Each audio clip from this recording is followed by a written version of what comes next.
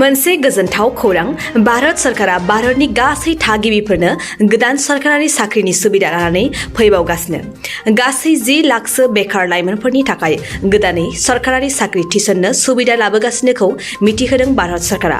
फैगौ बोसोरनि गेजेरावनो बेखौ फोसावसिगोनखौ मिथिहोदों भारत सरकारा। बे 10 लाखनि खथाफोरखौ डिफेन्स, रेलवे आरो रेभिनिउ बायदि बिफानफोरनि गेजेरजों आबुं खालामनाय जागोन होननानै मिथिहोदों। थामहिनबा बे बिफानफोराव थिसननाय जागोन होननानै मिथिहोदों। भारत सरकारा केबिनेट सावरायनायनि गेजेरजों बे बिथांखिखौ लानाय जाबाय। भारतनि गाहाय मन्त्रि नरेन्द्र मोदीआ गावनि टुइटार एकाउन्टनि गेजेरजों बे बाथ्राखौ मिथिहोनाय जाबाय।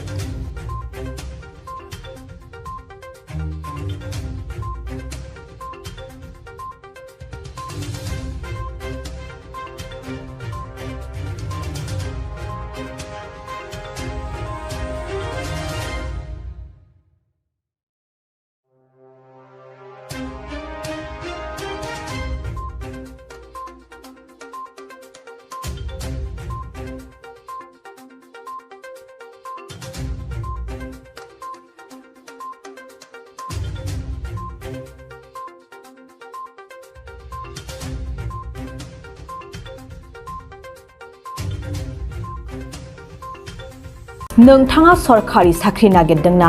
नोंथांनि थाखाय मोनसे गोजोनथाव खौरां। नोंथांनि थाखाय दं एडुकेट पइन्ट, जेराव नोंथाङा सोलोंथाइ लानायनि गेजेरजों सरकारि साख्रिनि गुबुन गुबुन रोखोमनि गोब्राब आनजादफोरखौ उथ्रिसारनो हागोन आरो गावनि आथिङाव गसंथानो हागोन। बे एडुकेट पइन्टआव नोंथांमोना SSC, bank PO, bank clerk, bank SO, UPSC, FSC, defence, railway, state insurance, AAO, ADO एसिस्टेन्टजों लोगोसे स्टेट लेभेल जब आरो माखासे सरकारि साख्रिनि आनजादाव गोनांथि जानाय आयदाफोराव सोलोंथाइ लानो हागोन। मख'नो गोनांदि बे सोलोंसालियाव साख्रिनिल' नङा, बेयाव MBA आरो सैनिक स्कुल बायदियाव एडमिशननि थाखाय एन्ट्रेन्स होनो थाखायबो सोलोंथाइ लानो हागोन। बे सोलोंसालियाव गाहाम थाखो खथानि सुबिदा दं आरो सम मथे नोंथांनि सोलोंथाइखौ बे सोलोंसालियाव होनाय जागोन। बेखौबो मिथिनांगोन दि बे एडुकेट पइन्टआव सोलोंथाइ लानानै बावैसो 2021-22 मायथाइनि एसएससी GDनि आनजादाव गासै 11 सा सोलोंसाफोरा उथ्रिसारनो हादों। बारा नङा, गासै 15,000 रांजोंनो नोंथाङा बे सोलोंसालियाव 6 दानसिम सोलोंथाइखौ लानो हागोन। बे सोलोंसालिया क'क्राझार, बरपेटा र'ड, गवालपारा आरो बङाइगावआवबो दं।